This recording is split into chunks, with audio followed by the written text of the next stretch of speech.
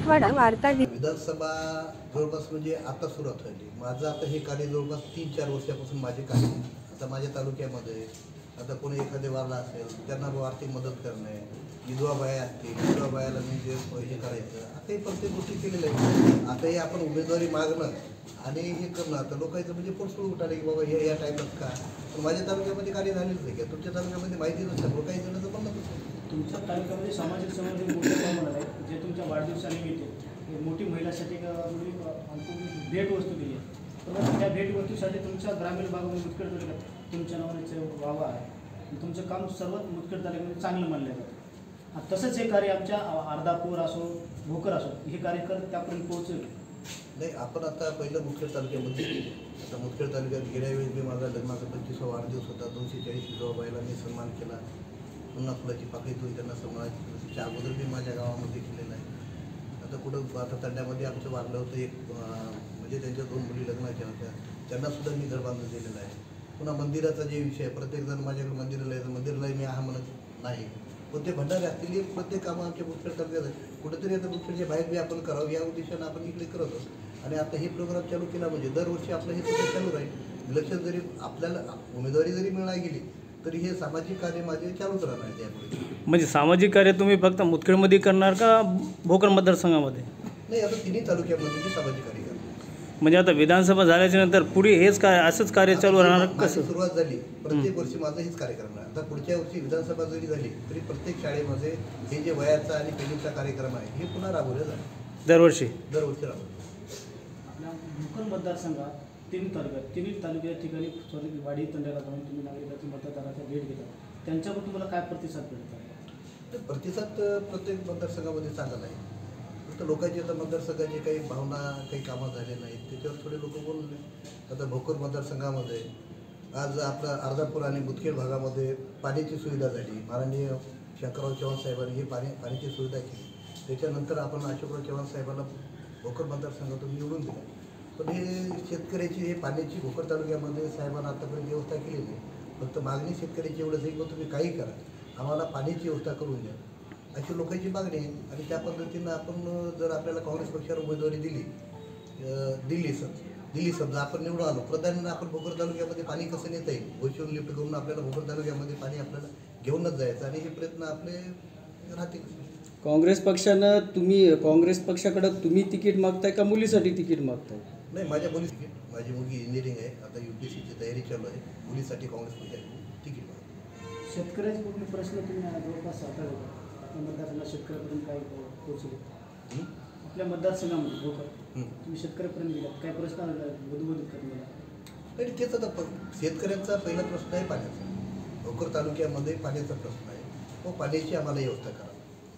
आता पाण्याची व्यवस्था तर मी अगोदर सांगितलं ते लिफ्ट करून आपल्याला पाणी भोकर तालुक्यामध्ये नेता येते ती व्यवस्था करता येईल. आता मुदखेडच्या भागामध्ये मुदखेड तालुक्यामध्ये फुल शेतीचा जास्त आहे, ते एक विषय आला आहे. पण अर्धापूर तालुक्यामध्ये आपले केळी जास्त उत्पन्न असल्यामुळं तिथला एक केळीवर संशोधन काहीतरी हे केलं पाहिजे, तो यायला. आणि जास्तीत जास्त आपल्या मतदारसंघामध्ये 2 तालुक्यामध्ये ऊसाचा जो प्रश्न आहे तो भयंकर अवघड प्रश्न आहे. म्हणजे आपण आज ऊस लावालो, जवळपास आपला ऊस की 18 महिन्याच्या नंतर तुटला जात आहे. त्यामुळे शेतकऱ्याची एवढी आर्थिक नुकसान होत आहे की जे ऊस एकरी 50 टन व्हायचं आज 18 महिन्याला गेल्याच्यानंतर कुठे एकरी 30चे उतार यायला, म्हणजे 20 टन आपल्याला एकरी उतार कमी यायला हे लेट झाल्यामुळे. तेच जर 12 महिन्यामध्ये गेला तर जवळपास 20 टनाचे जरी आपण पैसे म्हणलं तर 50,000 पर एकरी शेतकऱ्याची 50,000 रुपये नुकसान झालं. हे का नुकसान होत आहे? आता हे बरेच शेतकऱ्याला काही गोष्टी त्याच्यामध्ये समजलं. आपण सतत एका माणसावर जबाबदारी पूर्ण टाकली, त्यांचे व्यवहार जास्त झाले. त्याला एकतर कारखान्याकडे बी बघता येत नाही, एकतर मतदारसंघात बी बघता येणं झाले, पुन्हा त्याचे एजन्सी असं हे झाल्यामुळं की व्याप वाढल्यामुळं हे शेतकऱ्याची नुकसान आहे. कुठेतरी व्याप करण्यासाठी भोकरच्या मतदारसंघानं यावेळेस की भोकर मतदारसंघातला नवीन उमेदवार माझे मुलगी दामीर रोडेगे यांना पक्षानं तिकीट दिलंच जास्तीत जास्त मतदारांना निवडून द्यावं, जेणेकरून आपल्याला कारखान्यामध्ये सुद्धा कसा शेतकऱ्यांना फायदा करता येईल त्या पद्धतीने आपण फायदा करू. कसं पडून देणार? भोकर मतदारसंघामध्ये आपण जवळपास त्या घराण्यावर 40 वर्षापासून आपण निवडून देत आहोत.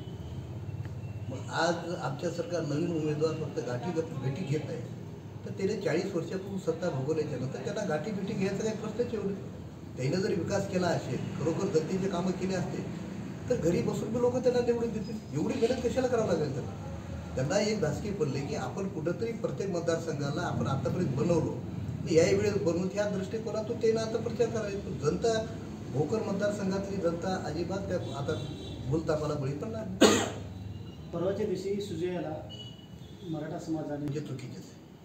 प्रत्येक उमेदवार कोणी येऊ द्या, त्या गावामध्ये जाऊ द्या, त्यांची भूमिका मांडू द्या, पण प्रत्येकाने ते ऐकून घेतली पाहिजे. आणि विरोध हा करणं गोष्ट वेगळी झाली. गावातून म्हणजे आपलं ऐकून घ्या, तुम्हाला मतदान करायचं नसेल त्या कॅन्डिडेटला तुम्ही मतदान करू, पण गाव बंदे हे म्हणजे हे योग्य वाटत नाही. कुठंतरी आपल्याला ते काळीमा फासल्यासारखं वाटतं, पण हे योग्य नाही. समजा प्रत्येक गावामध्ये माझी विनंती हेच राहील, कोणताही कॅन्डिडेट येऊ द्या, त्यांचे तुम्ही शब्द ऐकून घ्या, तुम्हाला जे निर्णय घ्यायचा ते निर्णय घ्या. भोकर विधानसभा मतदारसंघातील अनेक बेरोजगार तरुण अनेक जिल्ह्यात रोजगारासाठी जातात, त्यांना रोजगार मिळावा. आपण त्यांना रोजगार देणार का मतदारसंघात? आता विषय कसा, आपल्या भोकरला MIDC जवळपास 15 वर्ष झालं मंजूर, आत्तापर्यंत ती चालू झाली. भोकरमध्ये MIDC आपण निवडून आल्याच्या नंतर पहिलं प्राधान्यानं आपण MIDC सुरुवात केली. MIDC तिथं सुरुवात केलं, मतदारसंघामध्ये जवळपास 10 ते 15 हजार आपले बेरोजगार तिथं कामाला लागले. त्याच्यानंतर मुख्यला सुद्धा आपल्या डोणगावला मंजूर हे झालेले आहे, पण डोणगावचाही अजून MIDCचा काही प्रश्न मार्गी लावला नाही आत्तापर्यंतच्या राजकारणात. त्याच्यामुळे तिथल्या MIDCचा आपण प्रश्न मार्गी लावून तिथे काही हे लागते, बेरोजगार लोक तिथे सुद्धा कामाला लागते. त्या पद्धतीनं जसं जसं आपल्याला एक झाल्याच्यानंतर त्या टप्प्यानं आपल्या मतदारसंघातील लोक इथं पुन्हा किंवा मुंबई इकडे जाण्यापेक्षा आपल्याच मतदारसंघामध्ये कसं आपल्याला जास्तीत जास्त रोजगार निर्मिती करता येईल त्या पद्धतीनं आपण निर्मिती करू. मतदारसंघातील शेतकऱ्यांना 2 ते 3 वर्ष झालं पीक विमा मिळाला नाही, याबद्दल आपलं काय धोरण राहील? आता ह्याच्यामध्ये कसं झालं आहे, आपण सतत एकाच माणसाला निवडून दिल्यामुळं त्यांचं मतदारसंघावर दुर्लक्ष झालं. त्याच्यामुळं त्यांना मतदारसंघामध्ये जे आपले शेतकरी आहेत त्यांना पीक विमा मिळाला काय न मिळाला काय याचे म्हणजे अजिबात त्यांना काही म्हणजे परवडत नाही. त्यामुळं आता जास्तीत जास्त आपण हे झाल्याच्या नंतर शेतकऱ्याला कसा पीक विमा मिळता येईल काय नाही त्याचा पाठपुरावा करू. आपण शेतकऱ्याच्या पाठीमागे खंबीरपणाने आपण करू. आता इतर आहेत त्यांना जर तिकीट मिळालं तर तुमची भूमिका काय राहील? काँग्रेस पक्षानं आता जी आमची 7-8 जणांची मागणी आहे, 8 जणांपैकी कोणालाही काँग्रेस पक्षानं उमेदवारी दिली त्याच्या पाठीमागं खंबीरपणे मी उभं टाकणार आहे. मला जरी नाही मिळाली, पप्पू पाटलाला जरी मिळाली तरी चालते किंवा रावगावकरला मिळाली तरी चालते, भुजशेकरला मिळाली तरी कोणीही कॅन्डिडेटला आमच्या उमेदवारी मिळू द्या, त्याच्या पाठीमागं 100% आम्ही काँग्रेस पक्षासोबत आहोत आणि काँग्रेस पक्षाचंच काम. ओके.